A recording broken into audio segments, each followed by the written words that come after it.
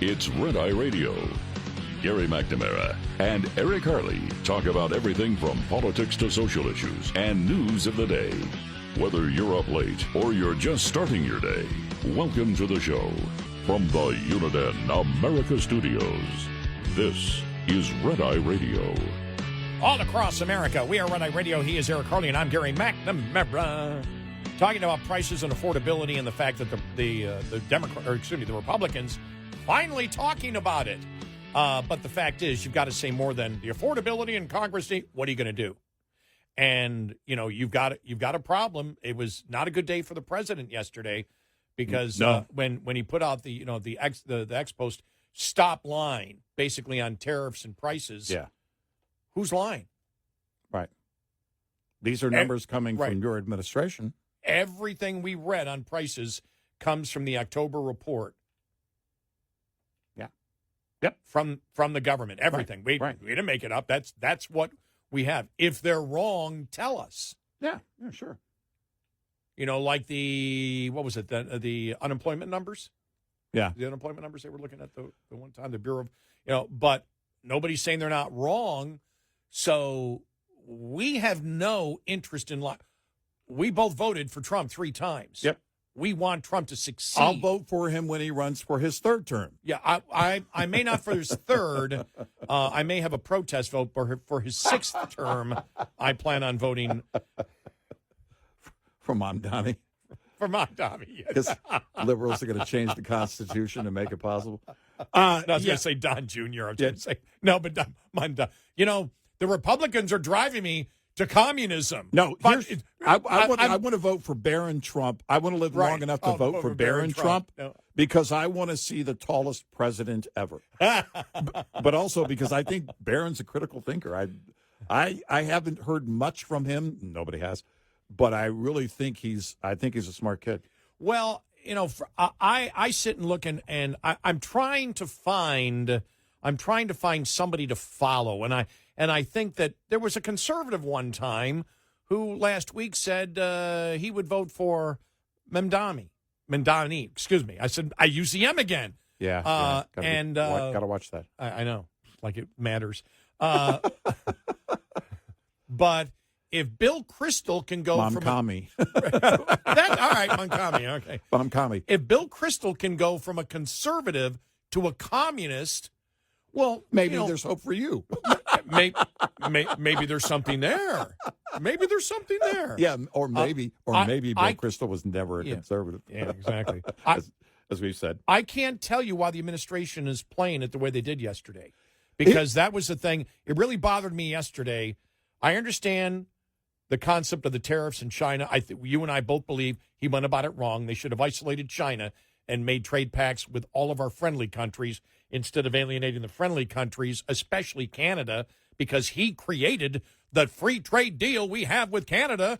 Right. Trump created. Right. And so that made no sense. I have never been able to understand that at all, because the goal should have been isolate China and maybe India if you have to. Right. And you get all the Western world. You get all these Central American countries, South American countries that want to deal with you, and you get these trade deals, and then you isolate China. He didn't do that, so we disagree philosophically with that.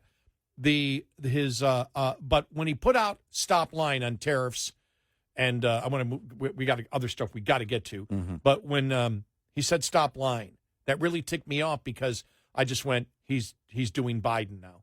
He hasn't learned anything. Yeah. If he's doing what Biden did, which was say what you're seeing every day, it was for the border and for the prices, and the things that they did crazy things like inflation is a good thing because Americans are spending more money. It's transitory. It's right. It's everything else. That's the worst thing you can do in politics. There's nothing worse. And you can't do it on economics. You can do it on futuristic theories. Well, if we do this, it may happen here down the road.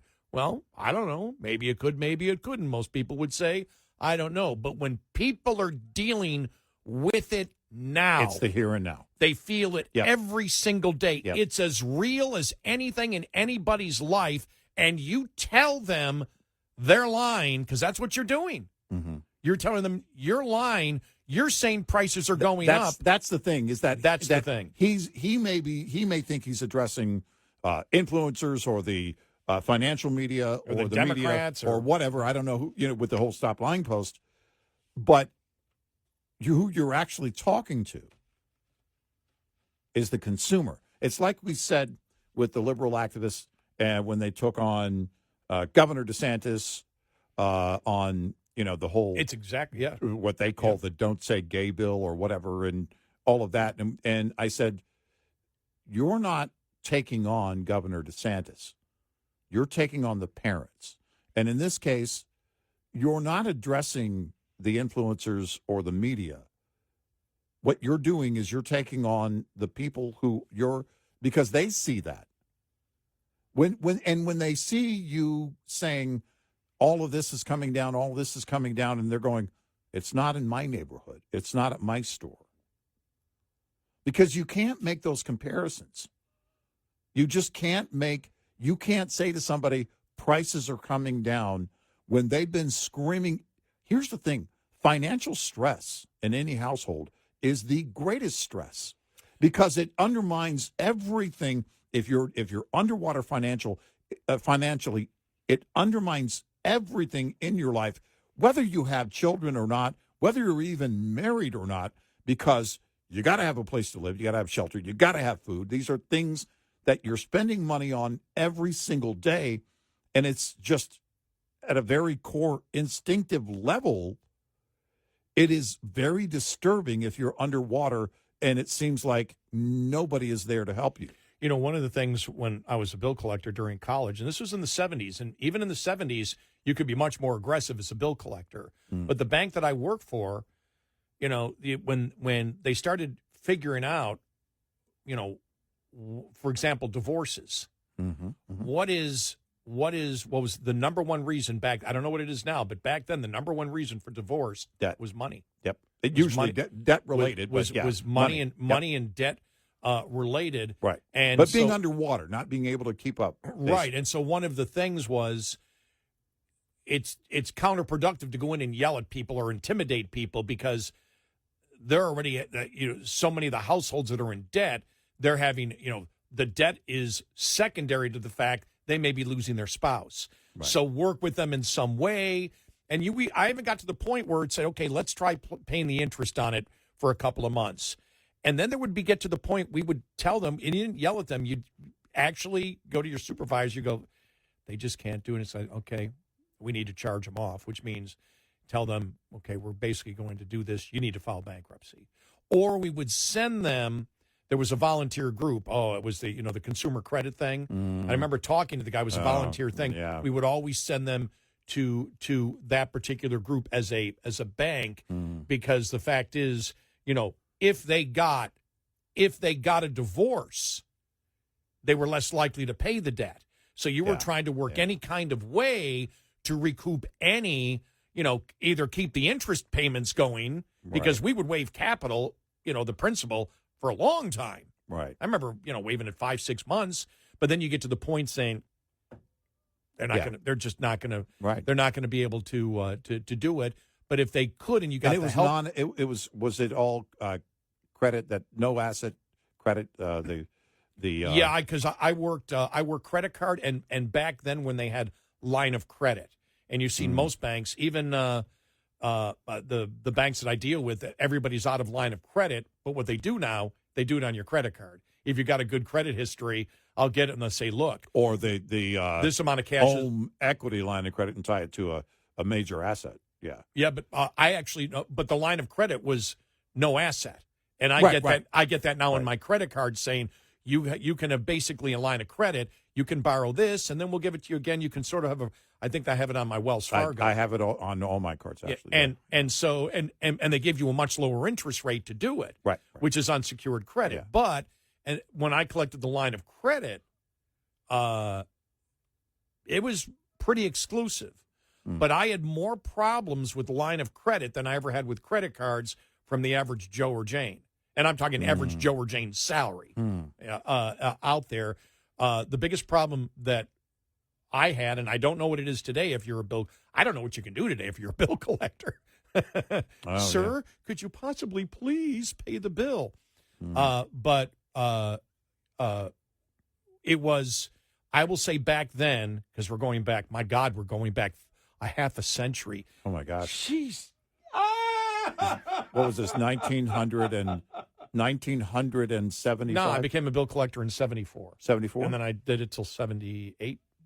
Wow. During college, I was at the bank. And they wanted me to be in the whole banking program and all that. And I was like, after that, they wanted to put me in the, junior vice president training thing. And, I always loved the banker and everything else, but then I realized what banking is. It's lending and collecting. And most of the time is spent collecting. Yeah. And I'm like, nah. No, that's absolutely. And actually, I remember that's it's interesting. I just had a discussion with a friend about that, because a lot of anybody who like storage places, self-storage places, one of the biggest problems they have in that business model is getting people to make their monthly payments. And what you do is you encourage them to do that by saying, we're going to auction your stuff if you don't. And I also grew up in an era. I had a couple of friends. My a guy I used to work with, he was in Vietnam and everything else. And he came out, I believe his father was a bank manager. And he came from a time when the bank manager actually could make decisions because he knew everybody. Yeah. Credit ratings weren't the only thing that did it. Yeah. It was like, I know your family. I know your culture. I know your morals. I know your character. You're going to pay. And I remember when he became a bank manager, I believe it was probably because he stayed in banking in the 80s and then continued through it.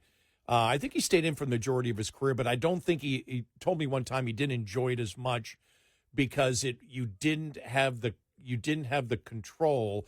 There used to be, I remember my father going, the bank manager was a big person in your town. Even if you lived in a suburb, this is the bank manager. Hey, how you doing? Good to see you. How's the family doing? And it's just. But it was a very different time. It was a very time, organic borrowing, lending scenario. And it's hard to do now with bigger cities and everything else. Yeah.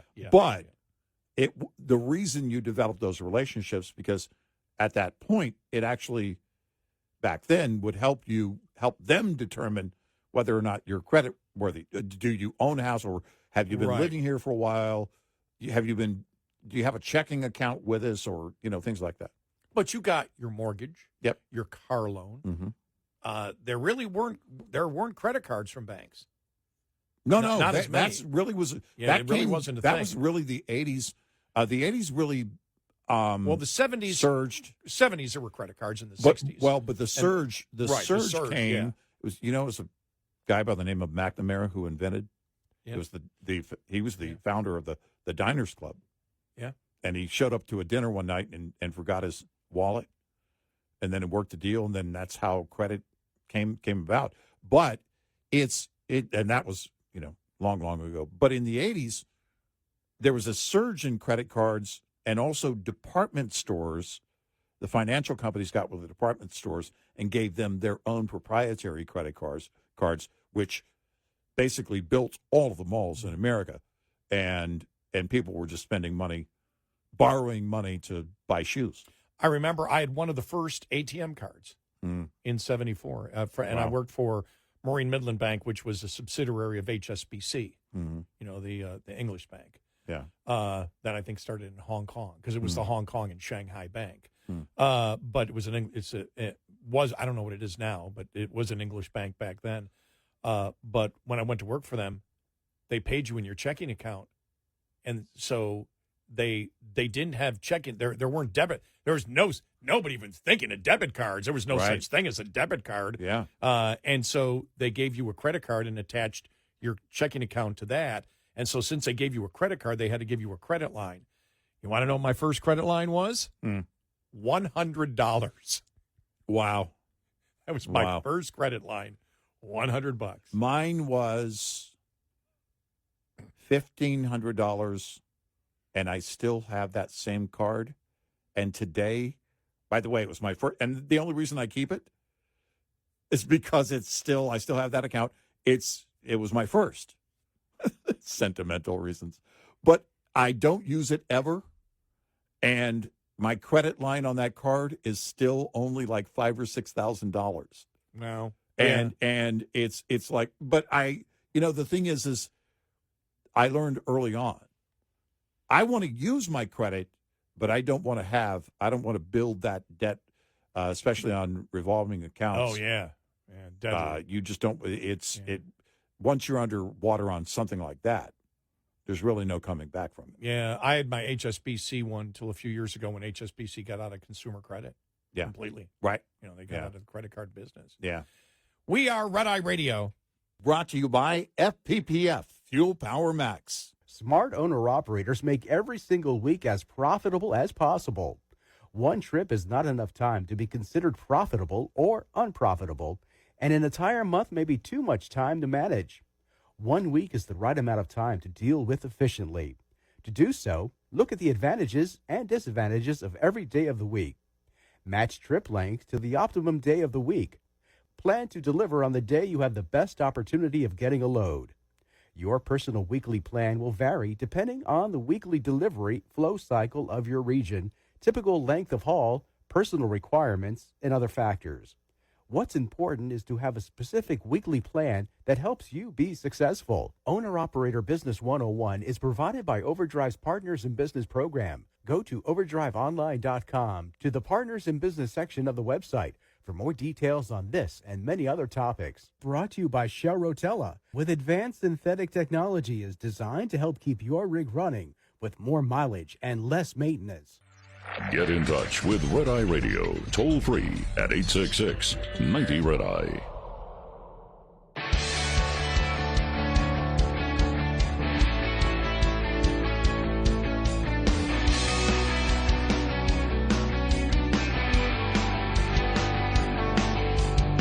We are Red Eye Radio. He's Eric Harley, and I'm Gary McNamara. All right, let's move on to other stuff we want to make sure that we cover today because it's been such a busy week. The whole thing with the shutdown and Obamacare subsidies, this was really amazing because one of the things that we've talked about when it comes to the Democrats and Obamacare's failed. It did the opposite of what it was supposed to do. They BS'd all of you. Yeah. All of you that said, yes, we want, they BS'd all of you. And it was never going to lower prices. It was always going to increase prices because it made healthcare more of a monopoly. Yep. There's just that's how the game works. Yep. And that's how economics works. And we live in an economically ignorant or stupid nation. And that believes, the government or this person in government, I trust them. Don't trust a damn person with money. Don't trust anybody with somebody else's money. Yeah, the other people who are spending your money. Right. Yeah. But this is Senator Peter Welch, and this is beautiful because it's from Vermont. But as we said, Democrats, they failed in health care for state health care in California, Colorado, and Vermont. Why? Because Democrats don't want to pay for their own health care. Right. The states don't want to pay for their own health care. No, they don't. They only want health care if they can borrow it from future generations. So they don't give a damn. Nope. That's why they don't do it at the state level. Senator Peter Welch from Socialist Vermont. I owe you an answer on why it is I'm standing here today asking to extend something that was temporary. And here's the reason. We did fail to bring down the cost of health care. I owe you an... Yeah. Yep. I had it on a loop because I'm like, I wanted to play it over and over. We might have to play it again, yeah. Yeah.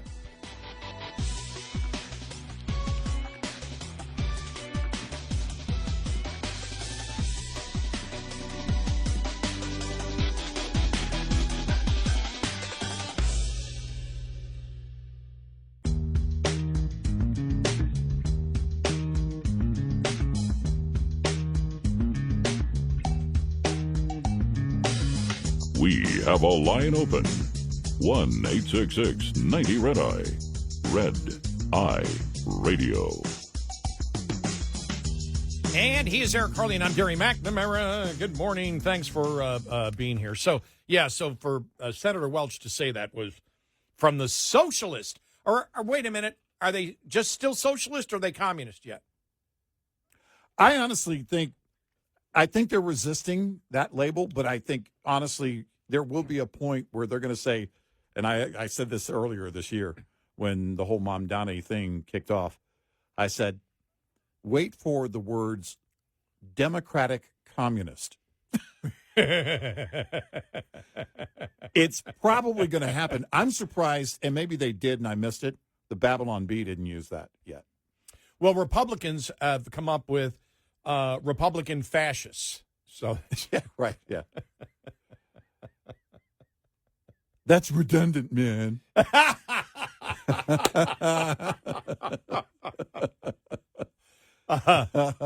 no kings. But I think it's important for us to keep emphasizing it over and over again because everybody misses the big picture, even the Republicans. Yeah. And Obamacare has failed, and it's increased prices. We're supposed to decrease them. We knew it was going to happen. Right. Government doesn't get involved in things, and you get a lower price. Right. Doesn't happen. No. Because it's got to go through the bureaucracy. Any idiot knows that. Right. Over a certain age. I can't indict everybody. Right. But what it really comes down to is because the entire thing that Democrats try to say over and over again is that if conservatives don't want government spending, then they're not compassionate. Right. Which is ridiculous. Yeah. And my father taught me that. Mm-hmm. My father, who was involved, and I never thought I'd become my father, and I have. Which, I'm happy as an adult, but there's still a part of me that looks back to my youth going, you ever think you'd be like your father? Yeah. Resist. But Dad was always involved in private homeless charities that helped rehabilitate people. Mm-hmm. And he really believed in them, as I know you do, and you're involved in charities like that, and I am, and I've talked about it before, the charity that I'm involved with, and it's about, again, I don't like saying this, but for the sake of the discussion, it's got nothing to do with me paying taxes, because I'm paying money outside of my taxes on a completely voluntary basis, right, to help people that are down and out make it back. Right. But I forgot who said it. Giving money to irresponsible people never solves the problem. Actually, that is irresponsible in and of itself. Exactly. And I read a quote, in fact, from a guy who runs a nonprofit here locally. It was in the news, and he basically said, "Look, you need to let us help these individuals because otherwise you're just facilitating them." You're enabling them, and we don't want to enable them. We want to rehabilitate them and be able to basically move them to a better place. And I don't like to, because sometimes it could sound self-serving. I don't like to talk about the things that I'm involved in, the charities. I just don't like to do it. But I think it's important because I do think that both you and I, who outside of taxes are involved with nonprofit agencies to help people that are down and out, who want to get back, who want to get back, who want to be self-sufficient. I think we have a moral obligation to do that. And for me, there's no greater joy. Because in one of the places that I work with, I get to meet these people every year. You get to meet them. And I'm almost in tears of joy when you see these people who are, they're productive again. They're joyous. And so to know that what you invest in is working instead of having no idea. Yeah. I don't know where it's going. It's going in this whole poverty down. Is this down? No, but I can see the results here, and here. And not the fact that they stay on it forever. The whole purpose is to get them on it and then move them off to become self-sufficient, on their own. Yeah. And so the reason I bring it up is because I believe that we're a microcosm of the millions, tens of millions of other conservatives out there who are, it's got nothing to do with, well, they just don't want to help anybody, and therefore they don't want to pay their taxes because they're greedy and selfish. No, like my father taught me, he said, I'm against the government, and especially the federal government, getting involved in so many of these areas because there's no accountability. Right. There's no accountability, and people become numbers, and at the private institutions, they're not numbers. They're human beings, and you deal with them as a human being, and you find the people that, wanted to do it and they want to come back, and you put your investment in there, but you have programs that actually gets them to it. And the place that I'm involved with is very successful. And listening out there, the churches that you go to, the charities that you're involved with there, the things that you're doing. I'm saying this as I believe that we can be a representation of the tens of millions of others, of hundreds of millions of conservatives and Republicans that are the opposite of greedy. They're the opposite of selfish. It's all about the fact that they hate wasted money. Yeah. Because that wasted money can be used, when we say for productive purposes, yes, in the economy, but also productive purposes, especially for so many private charities that exist out there. Right.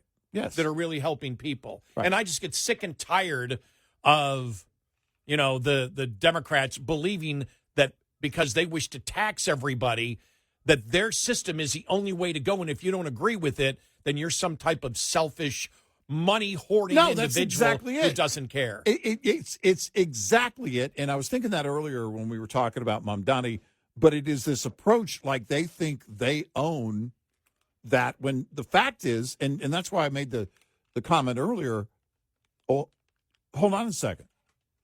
They're saying they care about the little guy and the worker while promoting that they're going to go after the employers of the little guy and the worker.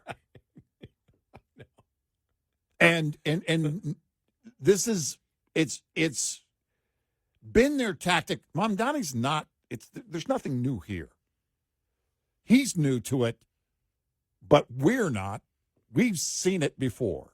Thank you for bringing that up at least one more time this week, because it's important that we do that, because we said it earlier. Stop with this and the new young blood coming in with new ideas. There's not one damn new idea from Mamdani. No, it's this is the problem. In fact, you know how sometimes when we'll say, because you and I are a little bit older, it's like you see these celebrities or whatever, especially like female celebrities, and it's like, she's the new hot thing, and we look at her like, she's a kid.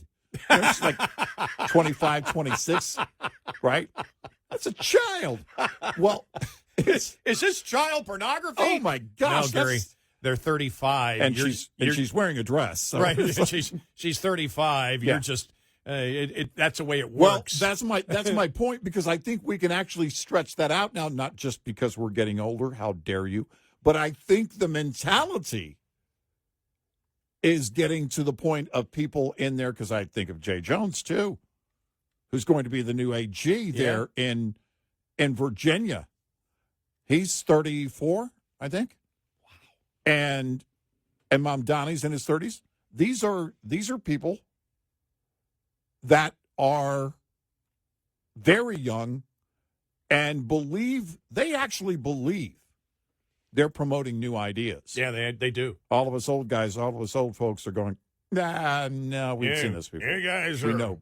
You guys are old school. And here's the thing. We're new school. Well, and shut up. The rejection of it also, the rejection of the older, by the way, bye, Nancy. Oh, yeah. Yeah. Nancy Pelosi, if you didn't hear, is not going to run for another term. She's done when this term ends. I think it was inevitable. I mean, at some point you want to go on to whatever she's going to do. But you want to retire.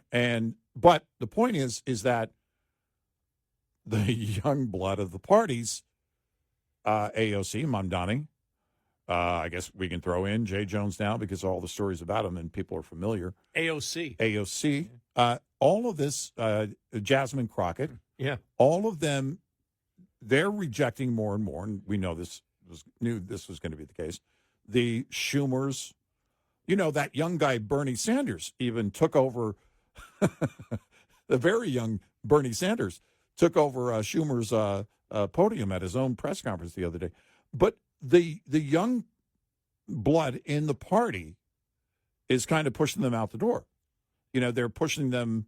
Didn't somebody ask, was it yesterday or day before, asking about AOC running for Senate? I don't know if they asked her or somebody else. But the more direct question is, hey, do you want Chuck's seat? Because they think these are new ideas to them, what they're promoting, this communism. They think it's new. And this is new and fresh. I'll give them not the full benefit of the doubt, but a little bit of room on this. And/or they think they can do it differently and make it work. Oh, the problem with communism is the people that were running it didn't run it correctly. We played the audio cut, Mamdani saying basically doing away with property rights. And how did he phrase it? Abolishing property ownership. Property ownership. And we heard that during COVID, by the way. Remember all the leftists that were saying nobody should own someone's home. Nobody else should own someone's home because people couldn't pay their rent in their apartments. Nobody should own I forgot about that. And somebody, that's, for a moment. This is where this all comes back around. And now, Mamdani, who has said that, if you talk about abolishing property ownership, you're talking about doing away with property rights. And it doesn't stop at an apartment building. And by the way, who owns it if there's no private ownership? The government. Well, it also would have to be if you can't own property, you can't own a car. Well, government-run housing really worked well in the 60s, 70s, and 80s, didn't it? What a wonderful success that was. Business model. Perfect. Because we know that people would take care of that property. We know that and by the way, we would have plenty of money because we would just get it from the billionaires who used to be landlords. And by the way, also, all landlords are billionaires. These are the lies you have to tell, or the ignorance you have to have, or both, in order to promote this communism. But don't try and call it socialism, and don't call it democratic. It's communism, full stop. Well, instead of the People's Republic, that's right. That's always a communist nation where the people and the republic have nothing to do with anything. Right, it's not a republic well, then at all. just throw Democrat, socialist. Democrat, communist. That's going to happen. We are Red Eye Radio. We'll be right back with more Red Eye Radio with Eric Harley and Gary McNamara.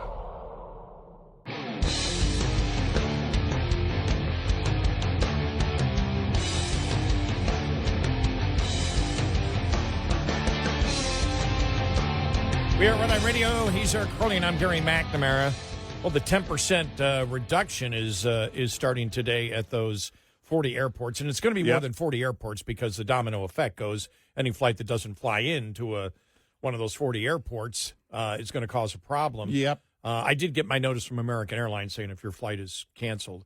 I already told my sister, I said, don't know how long it's going to last, but may not be there for Thanksgiving because I'm not going to, if my flights are not there, I'm not going to try to connect 3 different ways to get there. I'm back every 2 weeks to see my nephew play basketball and my dad through Christmas in January, so it really doesn't matter. So it starts at 4% today, and it's going to grow. It's going to go up. Oh, does it grow? Oh, 4% today, and then being Friday, and then it goes up every day until the shutdown ends. And it could be up to 10%, I think, and we'll see.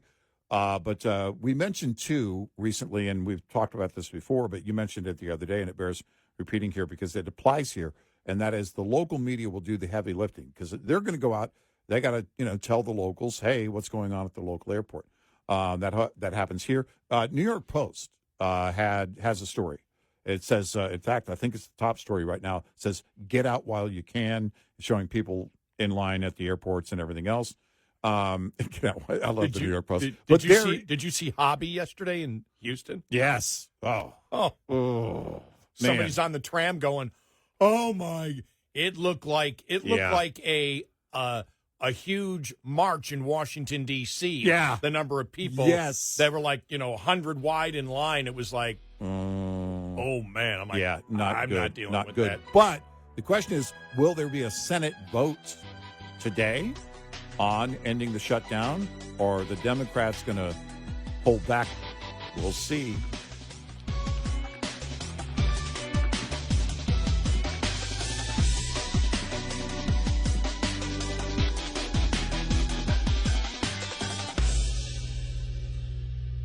This is Red Eye Radio on Westwood One.